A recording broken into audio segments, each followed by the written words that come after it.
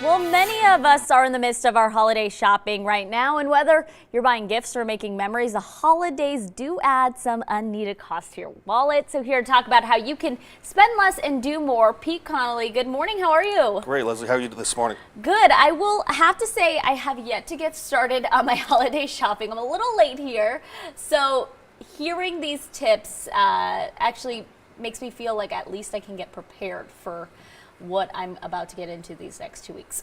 Well, good. Let's go ahead and talk about how much money we're spending in the holidays. People are just overspending, essentially. That is very true. Many people, they overspend. They get caught up in the, oh, I want to get the best present, I want to do this and this. They over budget, or they plan a budget, they overspend, and they think, well, I'll just pay for it, put it on my credit card, pay for it next year. Yeah. And That's that's terrible. that's one of the worst things you could do. The holiday season is about being with family, some gift giving, but you don't need to go crazy. You need to set a budget, stick with it, write that budget down, and also plan on how much you want to spend on each person. You know, if your budget is $50, then you just put down $50 on a piece of paper, go shopping, and remember, it's $50. If you buy a $25 gift, then you realize the next gift you can buy can't exceed $25. Yeah. So you have to keep within that budget.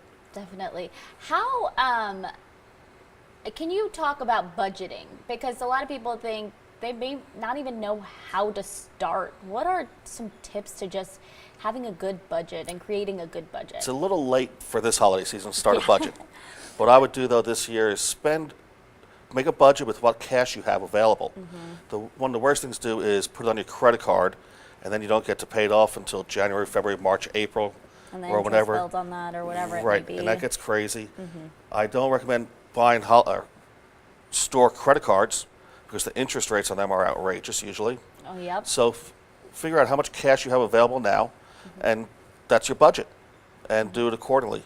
What you want to do is future planning is starting in January, figure out how much you want to spend throughout the year, save throughout the year, and take it out of your payroll deduction. Your payroll deduction out of your paycheck every 2 weeks. How many times do you see people in the holidays and they're just out of money? They've used up everything. All the time. And that's why you need to plan your holiday shopping accordingly, just like you got to plan your retirement planning properly.